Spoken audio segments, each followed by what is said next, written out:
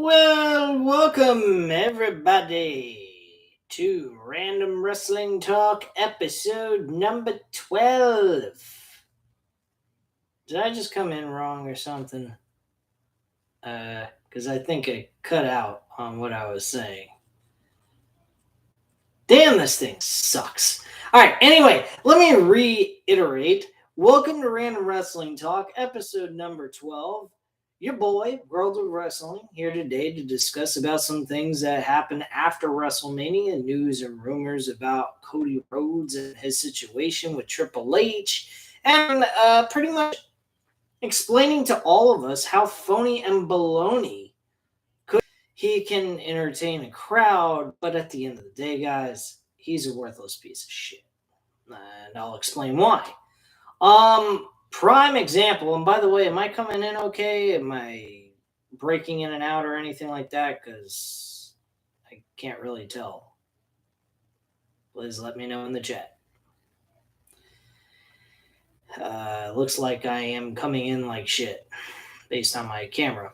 Anyway, I need to get that figured out. I'm probably going to start using my cell phone as a way of doing this live for now on, because doing this with my computer is not working out so well. Sometimes it comes in well, and sometimes it comes in really fucked up. Do I sound better now, Matt? I've noticed that on my own thing it's coming in smoother. So I don't know if I'm coming in the same way with you guys. Just making sure. Okay, cool. Glad to hear that I'm coming in all right. Thank you for letting me know that, Matt. Let me fix the camera here. It's kind of like showing partially my head, and that's kind of awkward. Anyway, yeah, Cody Rhodes. Let's get on to him and discuss what's going on with him. Basically, the situation with Cody is he literally had conversations with Triple H. Him and Triple H have a good relationship, actually, believe it or not.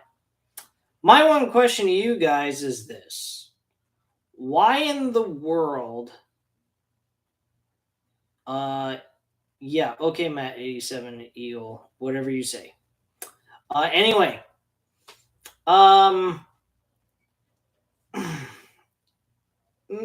the situation, I just lost track of what I was talking about.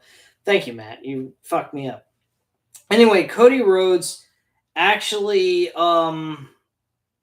had conversations with Triple H before he showed up for WrestleMania.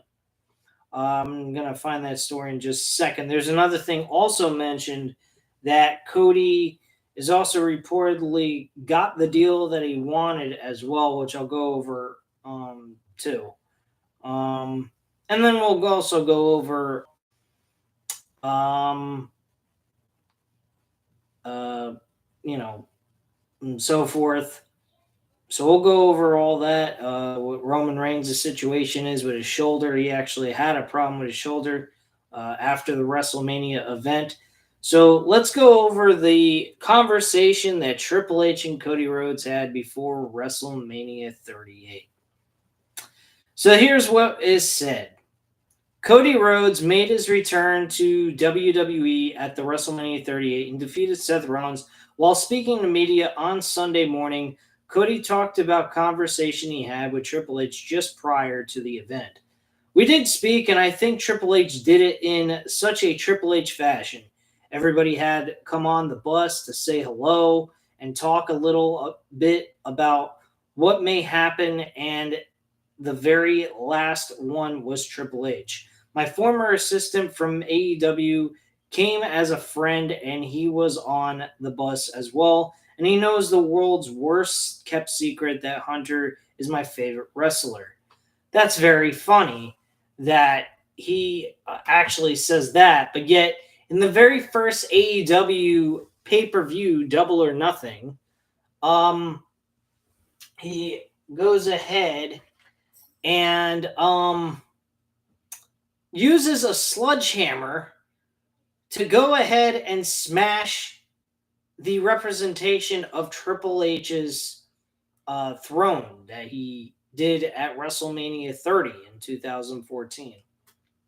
I find that very funny as a representation of taking a shot at WWE, more specifically Triple H. I thought that was very humorous that he claims that it's his favorite wrestler. Only one problem: he's making derogatory remarks about Triple H on AEW Double or Nothing.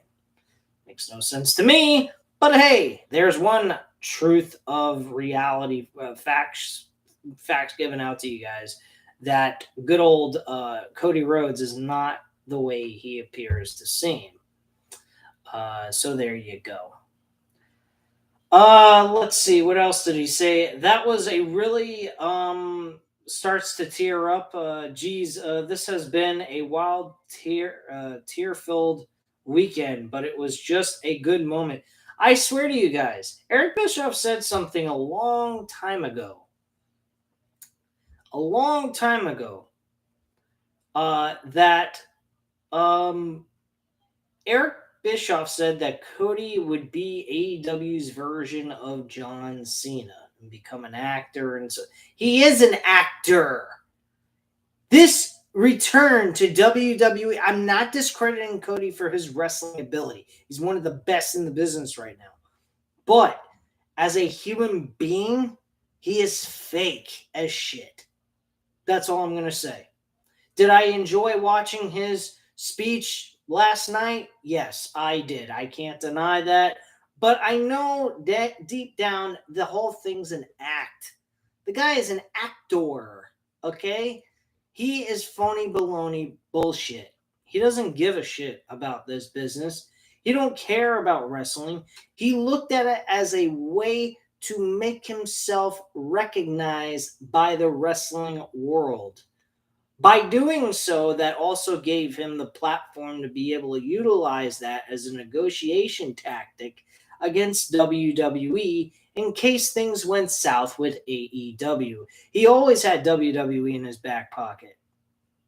That's the bottom line by all this whole situation.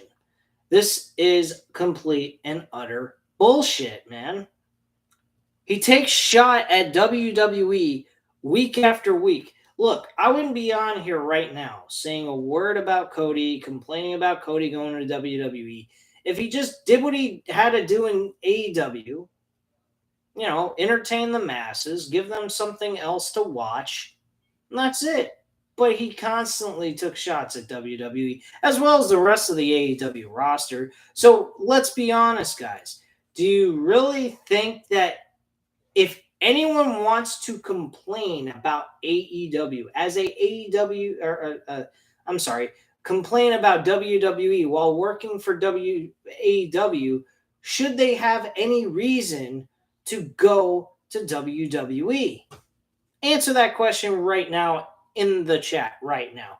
The ones that are here. If you're working for AEW, but you want to utilize WWE later on in the future in case things don't go right, do you think it's right to sit there and shit on WWE in any capacity? Hit a 1 for yes and hit a 2 for no. I'm waiting. I don't know if I'm on a delay or whatnot, but personally, my feelings on that is if you want to utilize WWE as another platform to go to in case AEW doesn't work out for you in contract negotiations, but yet you want to go on television and shit on the other product, and then when things don't go your way with AEW, you go over to the competition that you shitted on? Why would you do that? I think that's totally disrespectful. And it's just a way of saying, look at me. I'm so cool. I'm great. WWE's terrible. And I'm not one of those people who support WWE in any capacity. I think the way they run their company is terrible. But let's be honest. If you're going to go ahead and do that, and then you're going to jump ship to the company you were shitting on, let's be honest. You're being a hypocrite. Plain and simple, guys. But that's how I feel about it. I don't think if you work for AEW, you have any right to sit there and constantly shit on the WWE product. If you have any plans on going back to WWE, you shouldn't be shitting on the company. That's just the way I feel about it. It makes you look like you're a hypocrite and a phony bullshit artist. Just my thoughts on that. Let me know what you guys think in the chat or what I had to just say. Anyway, I'll go ahead and I'll read off the comments that are being left in the chat right now so I can, respond back to you guys. Okay. I was talking to Daniel, notifying you guys I was running a little bit late. And Daniel says, I'm just coming around earlier than usual sometimes. Matt 87 Eagle says, as the executive producer of World of Wrestling, it's my job, but okay. Daniel says, I'm actually glad Cody did not come back as Stardust. I would have been really pissed and over otherwise. Yeah, Daniel, I don't think WWE would be that fucking stupid to capitalize on an AEW talent and turn them into the previous character they requested not to be anymore, and that's the reason why they left. Had they listened to Cody in the first place, Cody probably would have never left WWE at all. But because of their creative booking and their creative ideas, they thought that was the best thing for Cody to do, and he felt otherwise different about that and felt he could do a hell of a lot more than what he was doing in WWE, which in turn was the truth. He could do a lot more. He was a very talented performer. And by doing what he did in the indies, recreating himself, making himself into a major star, it made WWE rethink what they were doing with him in the first place. And that's why we see Cody as Cody of AEW in WWE. I mean, what better way to make Cody look good by allowing him to be himself like he did in AEW? I mean, it would be kind of idiotic to see him come back as somebody else than what he's been in the last since 2016, for goodness sakes. I mean, come on. They'd have to be fucking idiots. I mean, let's get down to the point here. If they would have changed anything about Cody, it would have been a complete failure. And then Matt 87 Eagle says, all in fun by Cody. Okay, I don't know what the fuck that means, Matt, but whatever. Rachel Buck says, did you hear that Cody Rhodes gets to keep the game show Go Big Show? Yeah, that's actually the next report I was going to bring up about the thing he wanted in his contract with WWE. That is what he wants to do. He wants to be able to have the ability to do other things outside of WWE while still being an employee of the company. And they're allowing him to do that so they could acquire him in their roster. Smart move on WWE's part. Too bad they can't do that with the rest of the talent and actually treat them with respect, treat them like people and allow them to be able to, do other things outside of wrestling, or actually book them correctly would be another good one. But whatever, Daniel says, I don't know why he returned to WWE after he took shots at the company while he was in AEW. I like Cody, but I just don't get the point of it looking back.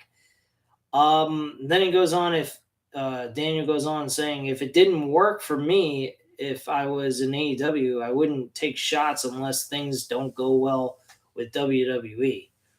Well, Daniel, I gotta say this, and I've already stated it once before earlier in the video. I personally think that if you weren't absolutely 100% certain in your mind you were never going to go back to the company, and you should never take a shot at that company, because in the eyes of the people, if you're doing shit like that, it's going to make them question, are you real to who you are in person or on camera? I mean, let's be honest. He has said a lot of derogatory things about WWE when he was in AEW. He also said a lot of derogatory things, I think, when he worked for Ring of Honor, even, I think. I'm not certain. He might have, he might not. But he did take shots at the Stardust character. He even did it at the fucking WrestleMania pay-per-view. So, I mean, all honesty, my thoughts, once again, if you're leaving a company because you're unhappy with the situation that's going on, don't make shots at it unless you have no intention to ever going back. Because, quite frankly, if it wasn't for the fact that WWE wasn't desperate, which Matt87 Eagles said in his comment a little further down after Daniel's comment about Cody Rhodes, if they weren't desperate for stars, I guarantee you WWE would not be giving a flying fuck what Cody Rhodes wants. Not one. I can guarantee you that. Because Cody, it's a proven fact that without Cody on AEW is doing perfectly fine without him. They don't need him per se on their roster to be successful anymore. And that's not shitting on Cody Rhodes in any capacity. They've got guys just like Cody running around on their roster doing what they got to do to entertain an audience. So the void of Cody Rhodes being missing is not needed. We don't need him. It's that simple. Cody needs AEW. WWE needs Cody Rhodes. So, just my thoughts on that. Matt87 Eagle says WWE is desperate for stars because their roster sucks. Yes, that is 100%. Rachel Buck says, who do you see beating Roman Reigns for the championship? Unless they build a new star, which I think should be Matt Riddle, nobody, Rachel Buck, because that should be only reserved for someone who is new, fresh, and has never had a world championship reign. That is the way it should end for Roman Reigns. If there is no one they decide to go with, I would keep the title on him. If I was Reigns, after next year at WrestleMania 39, more than likely he'll have the match with The Rock if that takes place. And I would have The Rock retire along with Roman Reigns retiring. If I was Roman Reigns, I'd retire at WrestleMania 39 and drop both belts and be done with wrestling and go into show business. That's what I'd do if I was Roman Reigns. Because there is nothing. And I mean, right now, at this point, you could say he could retire and say goodbye. And it wouldn't affect him in any capacity. I really believe that that would be the best thing for Roman Reigns right now. Because there is nobody on this roster that's worth his time except for Cody Rhodes. He's the only one. The only person worth his time. And that's sad.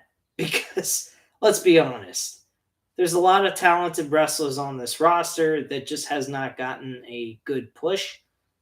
And, it is what it is. But, hey, what are you going to do? That's all I got to say about that. Daniel goes on to say, some of the roster are talented, yet Vince still doesn't benefit from how good they are. Well, that's because of the way he books them with Bruce Pritchard. Bruce Pritchard doesn't see any use in him either because he's Vince McMahon's balls licker. He licks those balls of Vince. So there you go. Matt87 Eagle states that Cody Rhodes doesn't need WWE. WWE needs Cody Rhodes. Yes, I've already stated that. Matt87 Eagle states they dug their own grave, but not putting anyone over. By not putting anyone over, not named Roman Reigns. Okay. He also states that, like Cody Rhodes, for example, at SummerSlam, is Roman Reigns is Roman Reigns a good act? Oh, I'm sorry. At SummerSlam would be another match they could do, I guess is what Matt was trying to say there. I don't know. Rachel Buck says, is Roman Reigns a good actor? I saw him in the Hobbs and Shaw movie. He did not have one single line in that movie, so I can't really give you an actual answer to that question because he really has not talked at all. He just did some action sequences and that's it. So he had no lines. So I can't really say yes or no if he's a good actor. But that's what he says he wants to do after wrestling. He wants to get in the acting business. He like John Cena, does not want to spend the rest of his life throwing his body around and injuring himself to the point where he can't walk. He's already stated this, and he's in his, I believe, late 30s. Let me just check real quick. Let's see here.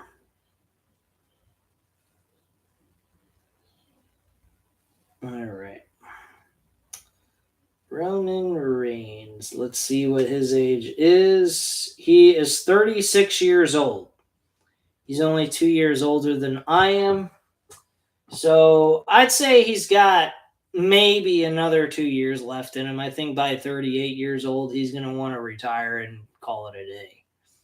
Me personally, I think he should retire now. There's nothing for him in WWE. But if he wants to stop on by to AEW, I'd be more than happy to see that. I'd love to see Roman Reigns do something in AEW and see what he can do there. I think that would be very, very funny. Anyway, Daniel states that Vince is definitely like, if you're not named Reigns or Flair, you're never getting a shot. Yeah, that's pretty much the situation. Rachel Buck says he's around my age. I'm 35 years old. Okay. Yeah, he's 36, so he's around both of our ages. We're only like a year or two younger than him.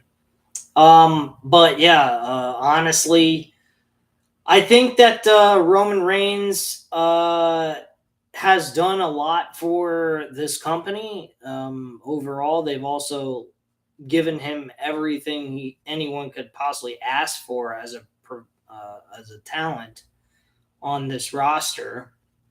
I'm sure a lot of other talent have wished they'd had the same kind of treatment Roman Reigns has had, but unfortunately, that will never happen more than likely. Maybe we'll see that in Cody Rhodes, but still, at the end of the day, even if Cody was to beat Roman Reigns for the World Championship, let's say a SummerSlam event, who's going to face Cody Rhodes after that? Well, we're going to revert back to Brock Lesnar? Come on, man. I mean, enough with Brock Lesnar. Brock Lesnar did what he had to do at WrestleMania. By the way, I wondered, I know I mentioned in my review from night 2, I would really like to know who actually produced the match for the World Championship. I found out who it was. It was Michael Hayes and some other producer who just recently quit after WrestleMania. So go figure why the fucking match absolutely sucked. So let me go ahead and pull that one up on NoDQ.com just to read that to you guys. I'm not going to go over everything that Cody Rhodes said, but he had the opportunity to talk with Triple H. He pretty much, talked things over. They had a really good conversation, so on and so forth, just to narrow things down a little bit. So anyway, let's move on to that report. Rachel Buck says, Matthew Canaseo says, hey bro, thanks for coming in. Hope you stay for the entire rest of the show. Haven't really touched too much. If you want to go back and check anything out that we discussed, it's not that big of a deal. Just mostly about Cody Rhodes information. Rachel Buck says Randy Orton will face Cody Rhodes for the championship. I don't want to see Randy Orton facing anybody for a world championship at all. So that's the way I feel about that. I really don't give a shit. Daniel says, I think Riddle's career has been safe so far since teaming with Randy Orton, becoming the RK Bro. Maybe he can be a future champ, but we'll see what happens with Reigns first. Well, that's what I've been saying, Daniel. I believe that Roman Reigns and Matt Riddle should face each other at WrestleMania 39. I don't think this should be a focal point on whether or not The Rock faces Roman Reigns. Even though, yes, under the circumstances of storytelling, yes, it is a very good money-making situation.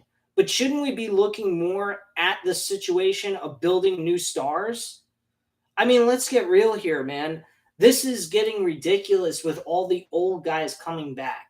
We had Stone Cold Steve Austin wrestle at the age of 57, and Kevin Owens spent most of the match getting his ass kicked because he couldn't give certain moves to Stone Cold Steve Austin because of his age. He didn't take barely any bumps in this match, or in that match Saturday night. So at the end of the day,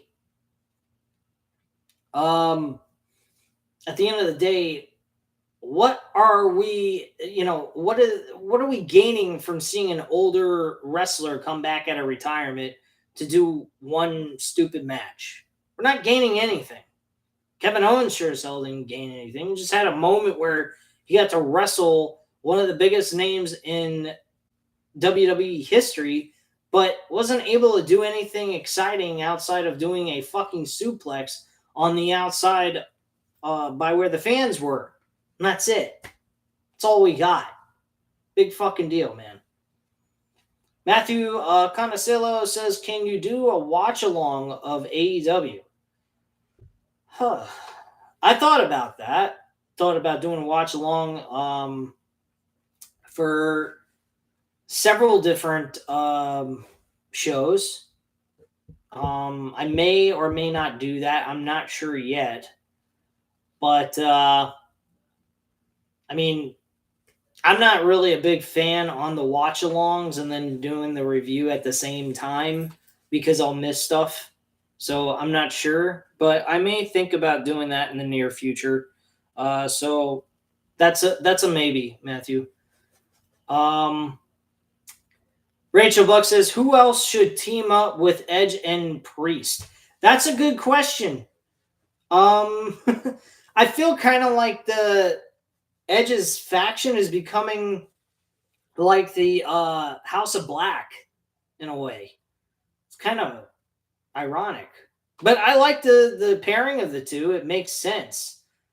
Rhea should join Damian and Edge, Daniel says. That might definitely help her fucking situation out, especially after last night's fiasco at Liv Morgan. She loses, has a big falling out with her, then they make up in the end of the backstage later on in the show, giving each other a hug like they're two lesbians in love. I have no fucking idea, man. Like, this is just absolute fucking nonsense and bullshit. I mean, it's just insane, man. I don't know. But yeah, Rhea Ripley joining with Damian Priest and Edge probably would be a good idea. It would shake up her career, get her back on track, and really get her looking good again like she was in NXT. She'll be, not the primary focus of the entire group. Edge, of course, is the primary focus. But with Damian Priest and Rhea Ripley or anyone else tied with Edge will benefit from it. So, yeah, I agree. I think Rhea Ripley would be the correct person to go with. You have one top main star who's a main eventer. You have Damian Priest as the student to Edge. And then you have Rhea Ripley, who's a person that really needs the help. So, yeah. Now, Matt 87 Eagle says that even if they do Reigns versus Rock, the WWE Undisputed Universal Championship doesn't need to be involved. The storyline should just focus on the family. Well, that's the thing, Matthew. It does have to be involved because Reigns has to remain undefeated. That's the only issue why the title needs to be on the line. So technically, the title wouldn't even be the focal point on the whole situation. It would be who's the best Samoan out of the family. That's really what it would be. So, yeah, you have a point there that the title really doesn't need to be on the line or even be involved in their storyline. But to keep the point of the character and the point of the storyline going is that Reigns has to remain undefeated to show that he's the most dominant Samoan out of the group in their family. So that's the reason why he has to keep the title, in my viewpoint, if that storyline even takes place. But bottom line, yeah, I agree. The title is not necessary. It would work without the title being there, and they wouldn't have to have the title at all if Roman Reigns wasn't a champion to begin with, and he just had this long, drawn-out winning streak where he couldn't be defeated. But then again, why wouldn't he eventually get the title anyway? So what I'm saying doesn't make any sense anyhow. But you get my point. The title has to remain on Roman Reigns, but the focal point won't even be about the championship, Matt. It will be about their storyline, who's the best Samoan out of the group. That's all there is to it. But nothing big. Matt 87 Eagles says bring in Ciampa. Tommaso Ciampa, and he'll fit in just fine. And Daniel agrees with him on that. I don't think so. As crazy as that sounds, I don't want Tommaso Ciampa being a background figure behind Edge. Tommaso Ciampa, in my opinion, I would try to turn into a main eventer on their show as a face, as an anti-hero face, doing similar things like CM Punk used to do, Stone Cold Steve Austin, being a renegade, a guy that doesn't take shit from nobody. I believe he should be completely by himself, doing his own thing, and really kicking ass like he was doing in NXT, only as a face this time instead of a heel. That's the way I see Tommaso Ciampa. But let's be honest, Tommaso Ciampa is not going to get over. He is the old NXT. Anyone from the old NXT will not benefit at all. So who cares? Rachel Buck says, do you think he is hurt, and do you think they might take the title away from Roman Reigns? No, they will not take the title away from Roman Reigns. But yes, I do believe he is hurt. He can barely lift the titles based on the way he was holding the championships last night on Monday Night Raw. I thought that it was possibly an acting job he was doing, but from last night, it looked like he legitimately got an injury, which case has been reported that was the case. Let me get to that one story about come on, where is it?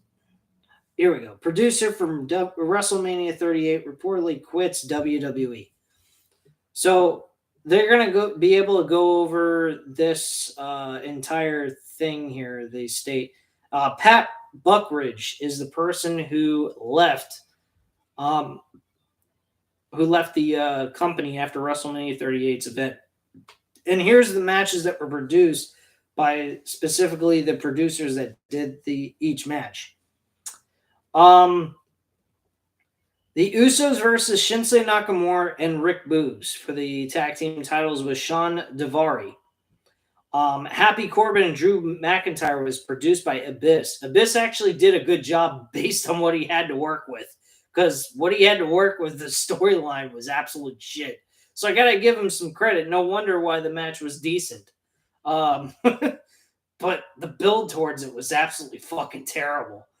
Miz and Logan Paul versus the Mysterios was produced by Adam Pearce and Shane Helms, excuse me. Yeah, they did a decent job with that match. I don't think it was a terrible match by any means whatsoever. Bianca Belair versus Becky Lynch for the Raw Women's Championship. TJ Wilson and Molly Holly were the producers of this match. They did an excellent job. Based on the poor, creative decisions that WWE made with these two women together, they did a great job producing this match. So kudos to them. Seth Rollins versus Cody Rhodes was produced by Jamie Noble. Wow, he did a fucking great job. I'm surprised Jamie Noble could produce a good match like that. But yes, he did a very good job with that match and the way they ended it. Ronda Rousey versus Charlotte Flair was produced by Pat Buck.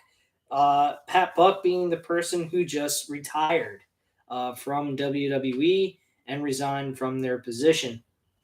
Funny, he did both matches that were considered to be the main event, and they were nowhere near main events. Kevin Owens versus Steve Austin was produced by Michael Hayes. Michael Hayes did a good job. I don't think he did terrible. The Raw Tag Team titles was produced by Abyss. Again, he produced another good show, or not a good show, but a good match. Bobby Lashley versus Almost was produced by Adam Pearce. I gotta say, this match was more of a piss break than anything else. But how he produced the match, he did an okay job for what he had to work with. So, kudos to Adam Pearce. Johnny Knoxville versus Sami Zayn was produced by Shane Helms and Kenny Dystra. This was a funny match, but I wouldn't say it was a good match. It was just one of those jackass mixed with WWE together. That's all it was. The women's tag team title match was produced by Tyson Kidd, Molly Holly, and Sean Daivari. Didn't really pay much attention to this match, so I can't really give any credit or discredit to either one of these producers of the match. So, there you go. AJ Styles versus Edge was produced by Petey Williams. He did a good job with this match. I don't think he did too bad. Pat McAfee and Austin Theory's match was produced by Jamie Noble. Again, Jamie Noble providing a good match for us to enjoy with these two men. So I got to give them a lot of credit. New Day versus Sheamus and Ridge Holland. Petey Williams and Kenny Dystra produced this match. Why they needed producers for this match, I have no idea. It wasn't even a match. It shouldn't have been on the card at all. Brock Lesnar versus Roman Reigns was actually produced by Michael Hayes and Pat Buck, which we already know it has left the company completely. So he's no longer with the company. So there you go. Those were the producers of each and every match for WrestleMania, and they did a good job. By the way, Conor McGregor had a lot to say. You want me to read this one? This ought to make you laugh. Let me get to it. Conor McGregor, who in the past has said that professional wrestling is for pussies. And I used to be a fan of his until I heard that, and also the other things he does in his personal life got me really, really pissed off. So I just stopped being a fan of his completely. And I don't think he's much of an MMA fighter anymore. I think he's lost his ability to win in UFC. Anyway, he's asking, why wasn't I at WrestleMania? They all fear me. That's why. No, because you called pro wrestlers and wrestling fans pussies. That's why no one's bothering to deal with you. Number two, you have a bad record. You have a criminal record. You've had sexual allegations placed against you. WWE doesn't look at people that have that. Look at Moose. Moose has an allegation against him for that. Was he proven guilty for it? No, or he wouldn't be wrestling for Impact Wrestling. But he had an allegation placed against him on that, and WWE will not look at someone who has allegations like that placed against them in the first place, whether they're guilty or not, because they don't want to take a chance of a bad PR situation. So they just choose not to look at a guy like Moose. Moose, being the Impact World Heavyweight Champion, has been doing some good things there. Which, by the way, I'm going to update you guys on the schedule for World of Wrestling. The situation here is on Fridays. SmackDown will not be reviewed anymore on a weekly basis. I will, give you guys commentary, rants, and things like that made about WWE. If I hear anything or know anything on my own by researching it, I will mention it here on the channel. Will I totally disregard WWE content? No, I will give you guys month-to-month reviews on their pay-per-views, but I will be reviewing Impact Wrestling on Friday nights or Saturday nights. Rampage will remain on Fridays as usual. I'll be watching Rampage on a week-to-week basis on Friday nights, so that will definitely be on Fridays. I might have to move Impact Wrestling over to the to Saturday, and the reason why I'm wanting to do it on Saturday or Friday is because of the fact that I don't have to watch the commercials, so I'm not going to watch it live. I'm going to watch it the day after on Fridays, because on Impact Plus they allow you to watch the entire thing without commercials being aired while you're watching it on their subscription. So I prefer to do it that way, and it's only an hour and 20-something minutes of my life being, thrown away, I guess, or possibly being entertained. Who knows? But I feel like I should honor the name of the channel as World of Wrestling and try to review other promotions as well. So I can't honestly say I'm going to review WWE on a weekly basis. That's just all I have to say on that. Anyway, let me go back to the comments. I see that there's been a few comments made. Daniel says, what should the team of Edge and Damian Priest be called? I have no idea, man. They look like the Ministry of Darkness to me. They're probably going to go with something similar to that kind of commentary of a title. They might go with something like that. I'm not sure. Good name. The Edge of Darkness. I mean,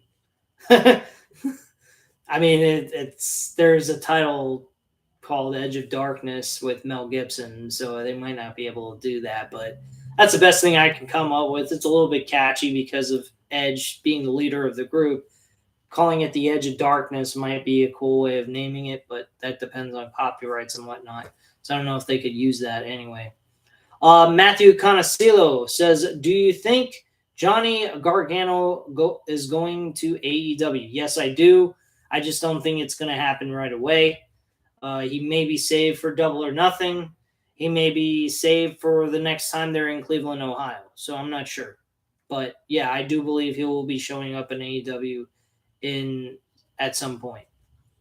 Matt87 Ingalls says, so Priest bleeds black and gold, and so does Ripley. Again, Ciampa would fit right in with Edge. All right, Matthew, you have a point there, but the thing is, the situation is Tommaso Ciampa would be better as a face. Imagine Edge and Tommaso Ciampa butting heads at a major pay-per-view event.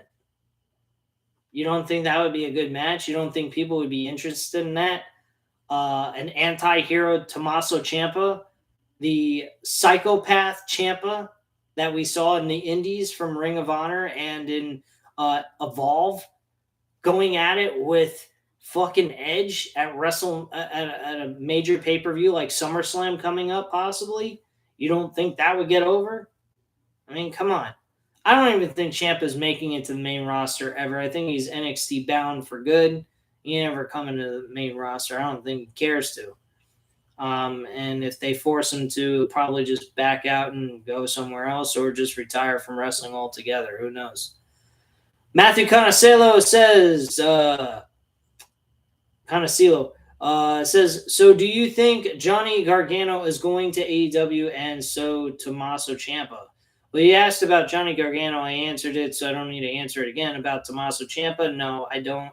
Not until his contract's up. And I don't even think then he would go to AEW. If he does, why, AEW's already got another tag team added to their heavy stacked fucking division, because that's what I would use Tommaso Ciampa and Johnny Gargano for. the tag team division. They would do great stuff there, and you wouldn't have to worry about them getting lost in the shuffle by any means whatsoever. Daniel says, when I saw Cody come back after 6 years in WWE, it hits different for sure. Well, yeah, I mean, he showed up in WWE as Cody Rhodes that we've known him for the last 6 years, being in the Indies. We saw Indie Cody Rhodes. That's what we saw. Matthew Canaseo says, Johnny might wait until Ciampa's contract expires. Who knows, he says. I mean, yeah, like you said, who knows? I don't know. I don't live these people's lives out for them. I'm not there. I can't report any of this stuff. We can only go based off what the experts that do this for a living get, you know. So that's really all I have to say on that. Now, getting into WWE Raw. Oh, God. There were some good things about the show, but there was also a lot of bad things about the show. One of which, Finn Balor suffered another loss by Austin Theory in a 6-man tag team match with the Raw Tag Team Champions and himself going up against Austin Theory and the SmackDown Tag Team Champions, the Usos. I find this very weird that we have SmackDown and Raw Tag Team champions competing against each other in a match on Monday Night Raw. Does that mean the brand split's ending? Are we finally going to see that come to an end?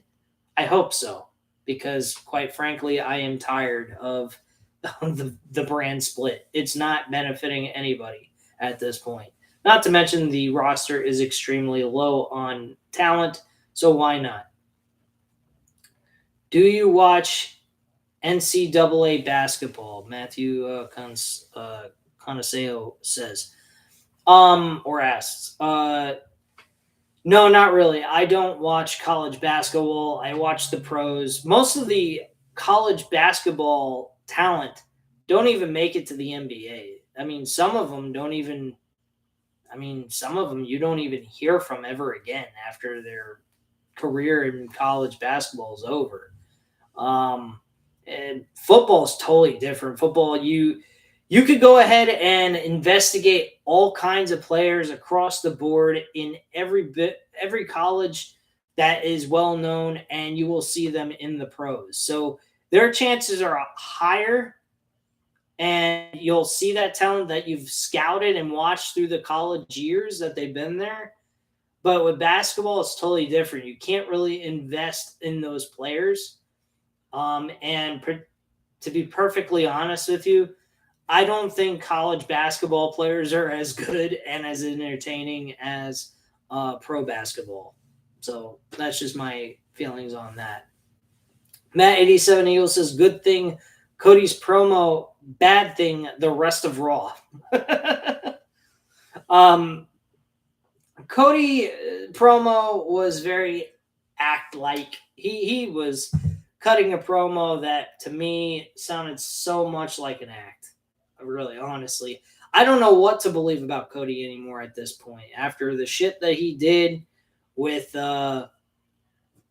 Triple H and the WWE and all the nasty remarks he said about them, and then he comes back because AEW don't need his ass and he's wanting more money or wanting more this or wanting more creative control over certain things and want his vision of what AEW should be like. He bitches and moans and he runs back over to the old company that treated him like shit. And on top of it, added insults to it. So, I mean, come on, man. I don't really care what Cody says.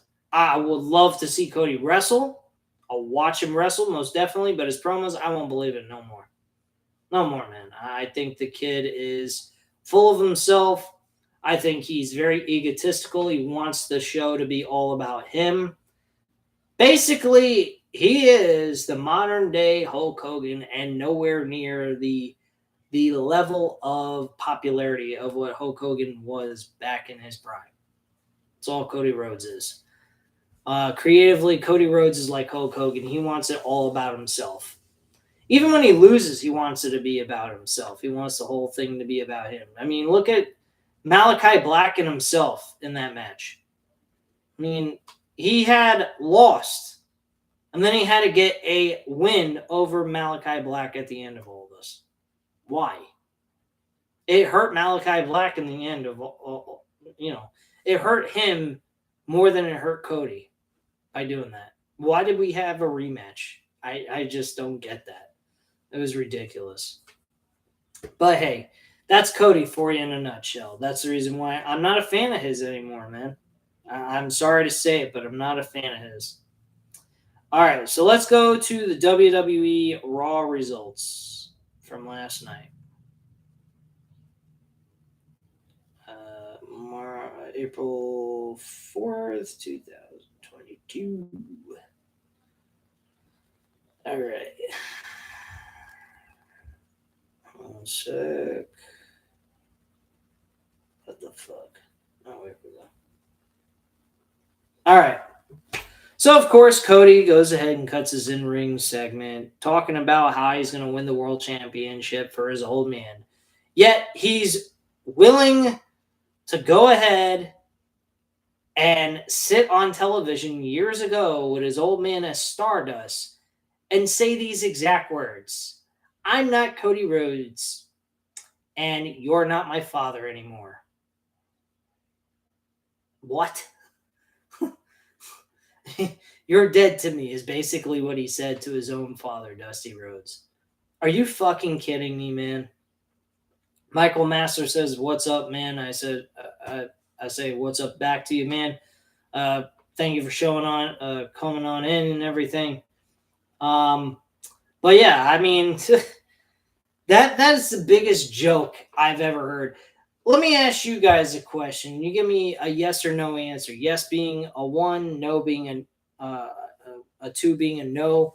If you're placed in Cody Rhodes' shoes and you're asked to do something by saying that your father is not really your father anymore and he means nothing to you and he's dead to you, would you actually go ahead and do that, say that line? Would you go through with it just to earn a fucking buck? Let me know in the chat. 1 for yes, 2 for no. Please let me know. Because me, I'd have said to Vince, you can shove that line straight up your ass. I am not saying that kind of crap to my old man. Just the way I feel about that, man. I wouldn't fucking say shit like that to somebody that's my father. Are you kidding me? I don't give a shit if it's a storyline or not. Thank you very much, guys. I appreciate Michael Masters and Daniel for saying the right thing, man.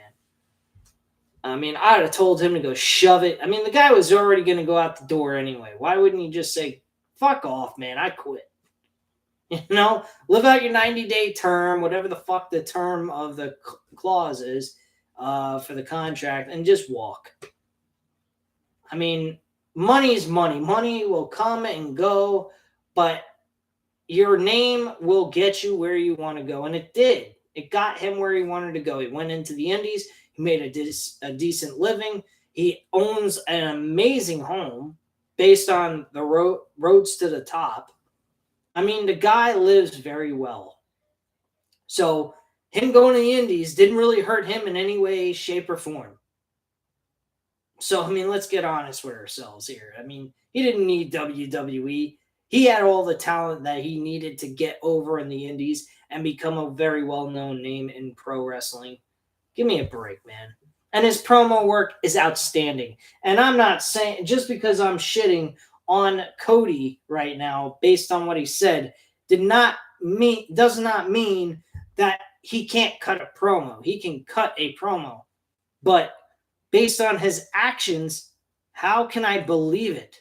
That's what I think a lot of AEW fans were getting from Cody. They were starting to feel, I think the real reason why they turned on him wasn't because of the fact it wasn't because of the fact that he was, getting stale as a face. People were getting tired of Cody because they felt his character was an act. They felt he was an act. He wasn't real. They were tired of buying into his shit. They thought his booking decisions with Malachi Black sucked. that's when people started noticing that you would start noticing that there was a lot more boos for Cody than cheers. Every match he had was overblown. He had to bleed in every fucking match just to make the match get over. That's another thing he did that I didn't like. I mean, he had a TNT championship match with a practical nobody.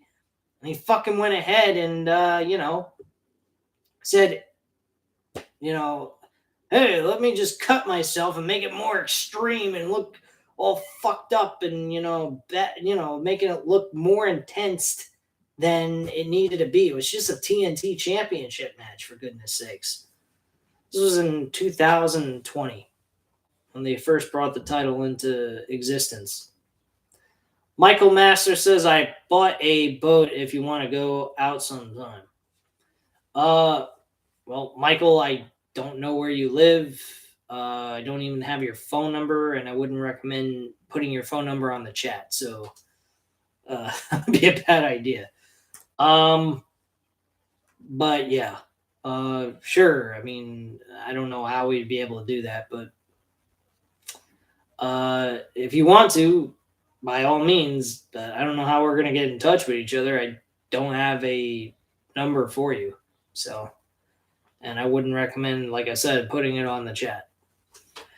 Anyway, yeah, Cody Rhodes kick-started the show. Seth Rollins came out after the long, drawn-out speech, shook hands with Cody, showing a sign of sportsmanship. But is this really the end of these two? I don't think so. I think Seth Rollins and Cody will face each other again. And more than likely, a 50-50 booking situation will take place. Believe it or not.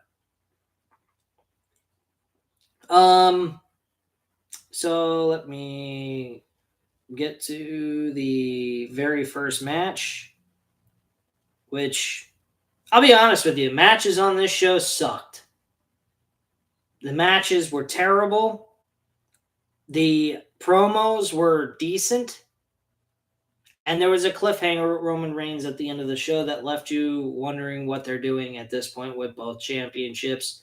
So you have to tune in to SmackDown. Good job. Left a cliffhanger. That's a positive, which normally WWE nor AEW seems to do. Like I said, I praise AEW more often than not, but there are some things that AEW does I don't like. Like, they don't end the show ever with a cliffhanger. Not really all that much. They end it with a good match. They say, thank you for watching. Tune in next week. It's the same repetitive formula over and over again to end the show. They need to try something a little bit different. That is one thing I could criticize AEW for what they do. WWE, there's not much to say there. They have all kinds of criticism thrown their way because they do everything wrong and nothing ever right. Barely at all. So, there you go. They had a championship contenders match with the women's champions, Naomi and Sasha Banks. The champions won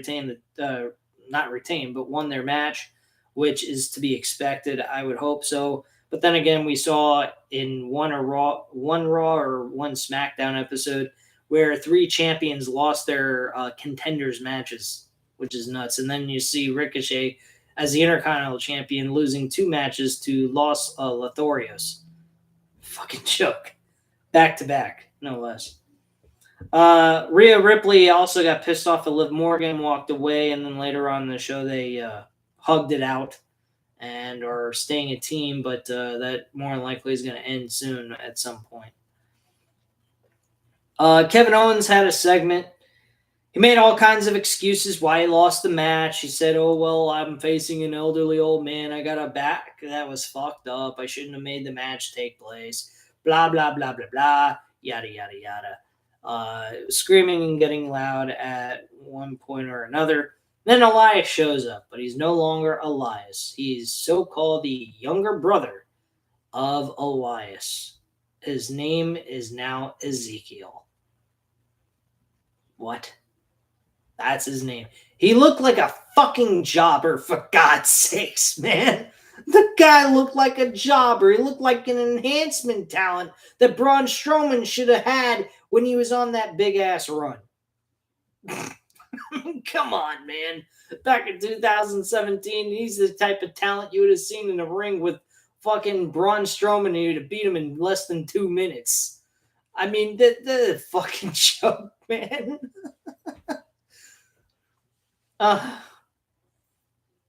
Matt 87 Evil is asking, but you did like the debut of Elias' younger brother Ezekiel, right? Hell no, I didn't. That's a fucking joke and a half, man. He's Ezekiel. Again, like I just said, he looked like an enhancement talent that Braun Strowman would have beat the shit out of back in 2017 when he was in the hunt for the WWE Universal Championship against Brock Lesnar. I mean, come on, man. That's a fucking joke, man. Daniel says, I feel bad for Elias. I don't feel bad for him, man. I wouldn't have done that. I would have kept my gimmick the way it was. Just change some things about it. Make him a drifter, you know.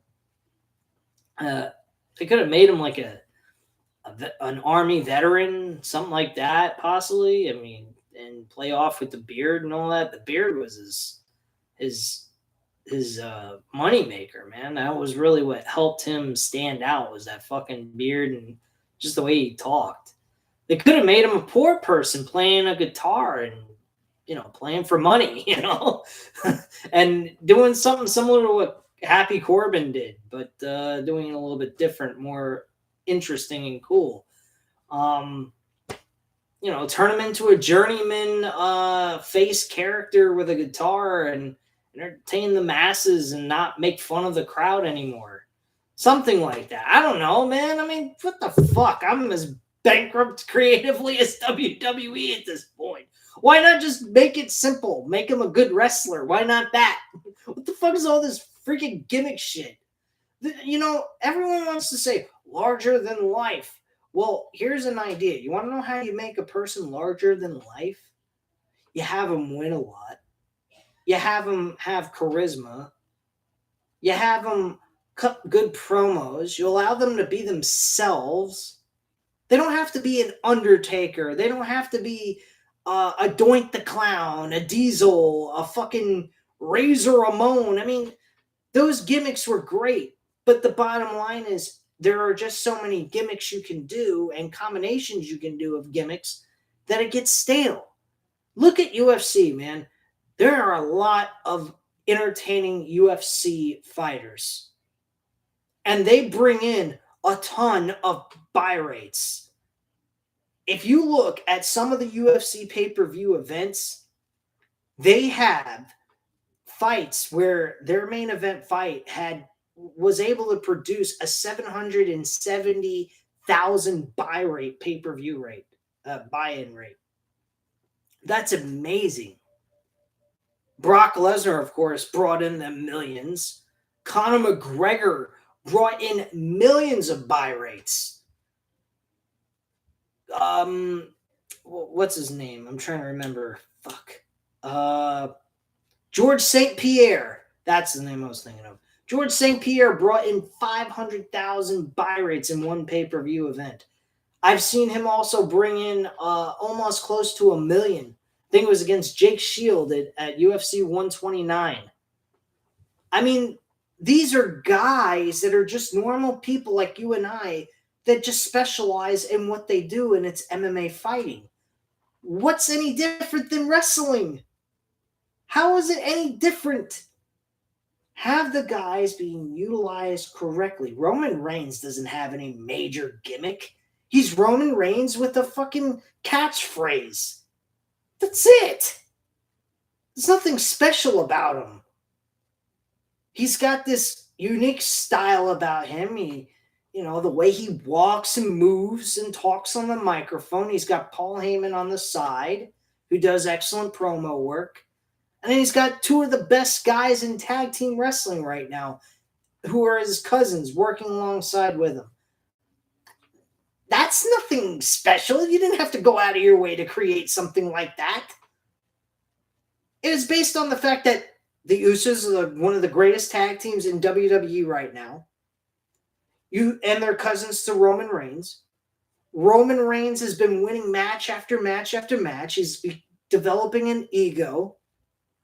He's becoming extremely popular with the fans. People are starting to cheer for him. I mean, bottom line, cheering for him. He came out Raw and was cheered by the fans. Majority of fans were cheering for him and chanting Roman Reigns, which is what Vince has been wanting for so many fucking years, and now he's getting it. Believe it or not, we are probably going to see Roman Reigns turn face sooner or later at some point.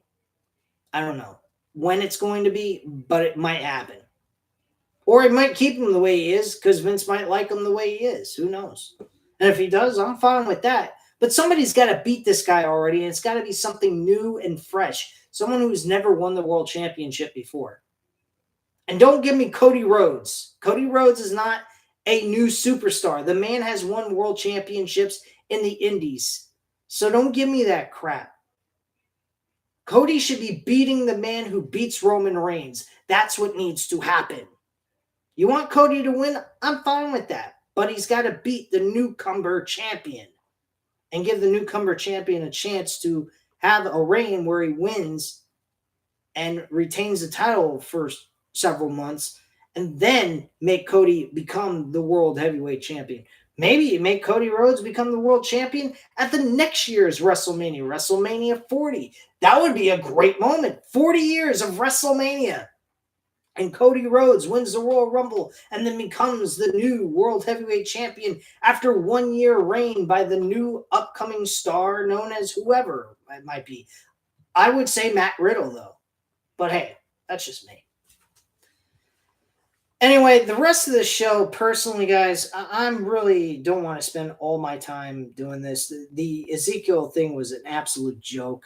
I really don't understand that. MVP turned on Bobby Lashley, by the way, which was whacked. Queen Zelina and Carmella had an in-ring segment, which was a joke. They had Carmella making out with fucking Corey Graves. I felt like I was watching a modern-day version of Edge and Lita making out. It was pretty fucked up. I don't know if that means that Corey Graves is going back into wrestling or not, or this was just a one-time thing. I already stated that RK Bro and Finn Balor lost to Austin Theory, with Austin Theory defeating Finn Balor with the Usos. So that was a good match, but the ending of the match sucked. I didn't like that. And by the way, Braun Breaker actually went ahead. Oh, God. Braun Breaker went ahead and beat Dolph Ziggler for the NXT World Championship on Monday Night Raw. Now I got a question for you guys. Why wasn't the title, dropped to Braun Breaker at Stand and Deliver? Why did they decide to do that at Monday Night Raw? That makes absolutely no fucking sense. Why NXT World Championship is being shown on a Monday Night Raw episode after WrestleMania is beyond me. And on top of it, why would they have Braun Breaker lose at their pay-per-view event of WrestleMania weekend, but then have him win the title a second go-around at the actual Raw show, which they have no business being on Raw since they are an NXT grouping of talent? That made no sense to me either. The smiling, by the way, by Braun Breaker. Braun Breaker looks like he has a bipolar syndrome. Now I'll explain why. 1 minute he's acting all pumped up and he goes, yeah! And then the next minute he's smiling while he's walking down the ramp way, and I'm watching this, I'm going, what do they turn him into? A bipolar psychopath? Like, what the fuck is this? 1 minute I'm happy, the next minute I'm mad. Like, what? What the fuck are you doing, man? You're turning this guy into a dumbass. Just let him be angry. That's what he's supposed to be. He's fucking Rick Steiner's son, for goodness sakes. Give me a break, man. Could you imagine Scott Steiner doing that kind of shit? Jeez, man. That would have been a terrible situation in a nutshell, man. Would have been fucked up. Edge had a segment. He discussed about his match with Austin or AJ Styles. He faces Judgment Day, which, by the way, guys, you think maybe they should bring back Judgment Day anyway? I think Judgment Day would be a great addition to the pay-per-view events and get rid of some of these pay-per-views that absolutely have no business on a pay-per-view schedule for WWE. That's just my thoughts. But yeah, Edge also mentions Damian Priest, and he says that Damian Priest was the help factor in his match against AJ Styles, and that with that distraction, it helped Edge get the win. So he acknowledged that. And Priest says that he's tired of caring about the fans, the typical heel change, because he's worried about the fans so much, but yet that's what helped him lose so often and made him lose his ability to really get where he wants to go as a major player in the WWE, I guess you could say. But yeah, that's pretty much all it was, and that's it.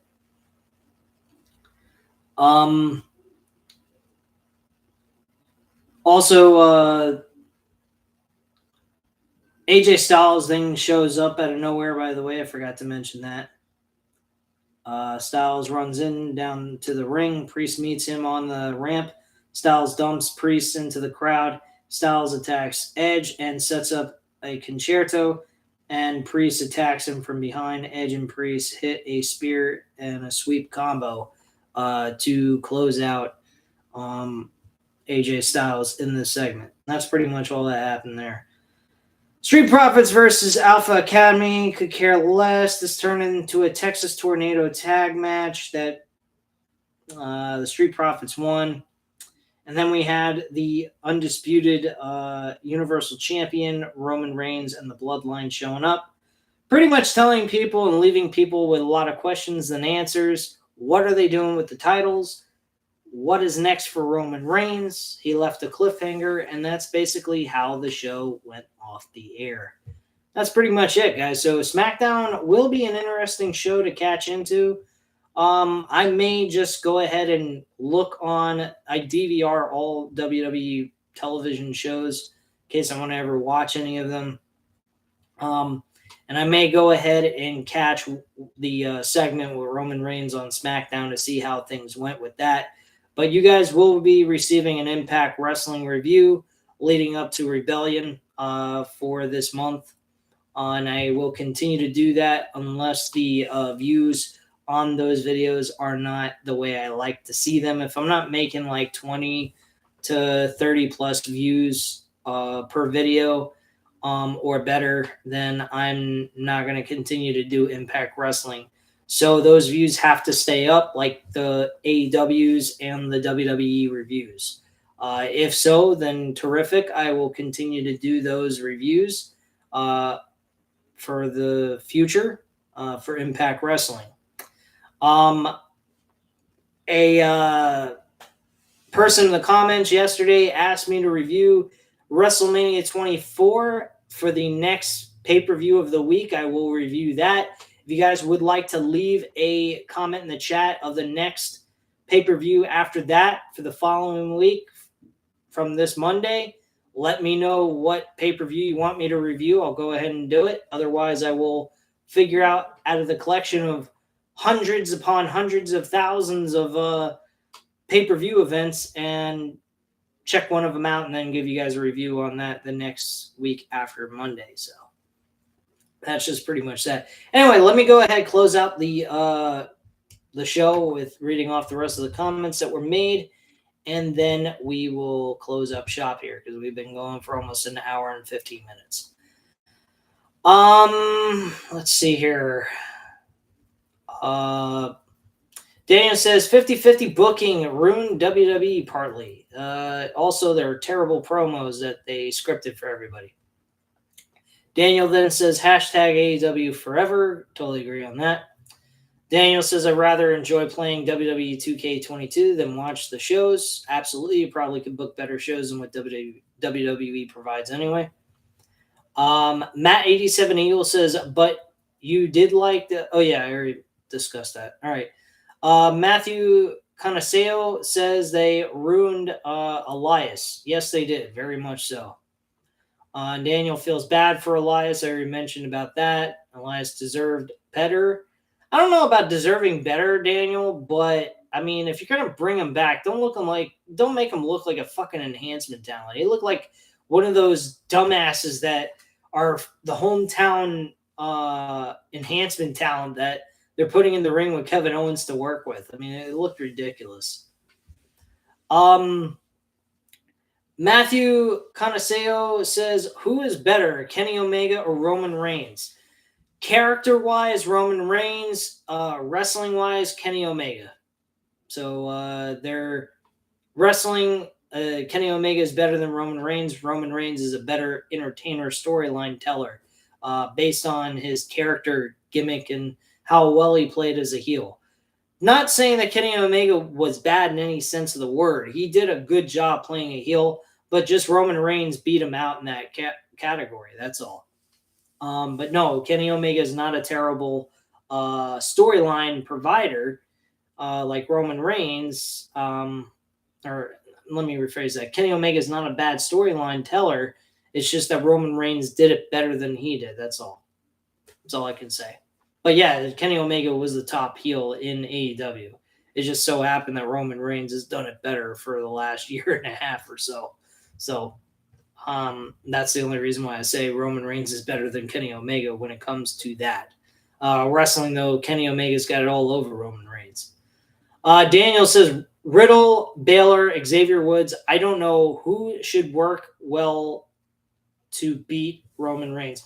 I've already stated it, Daniel. Matt Riddle would be the best person to go with. Finn Balor would have been my first choice, but they've worked Roman Reigns and Finn Balor to death in several different occasions throughout 2021. They kept hinting a match between them at SummerSlam, and that was not acknowledged.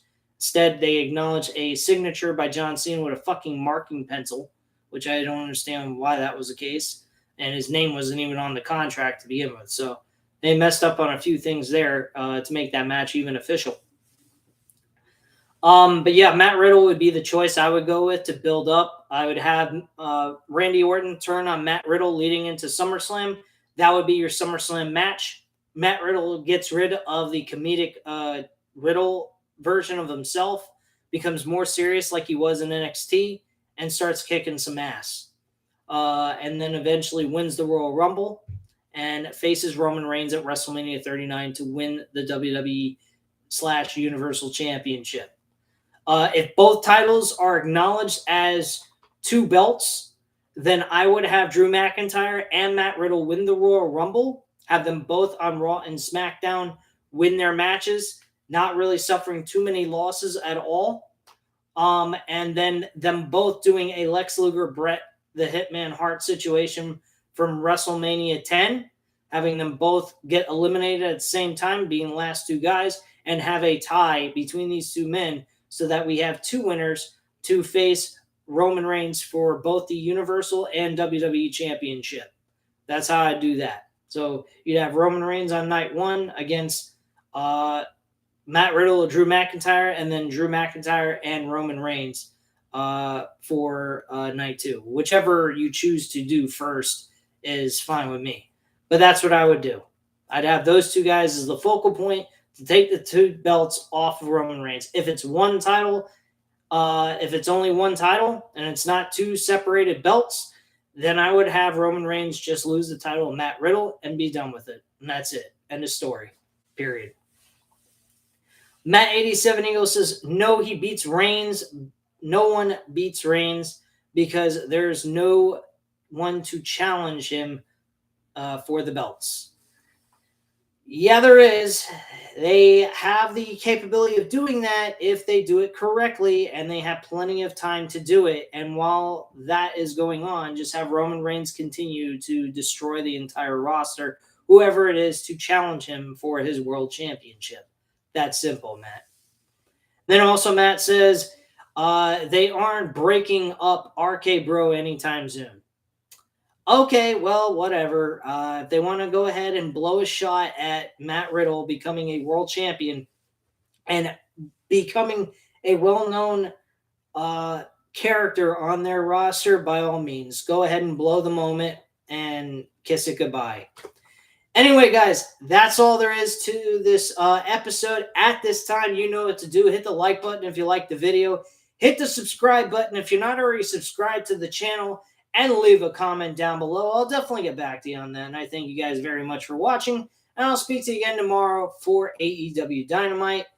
And thank you again for watching. Have a great night, guys. Bye.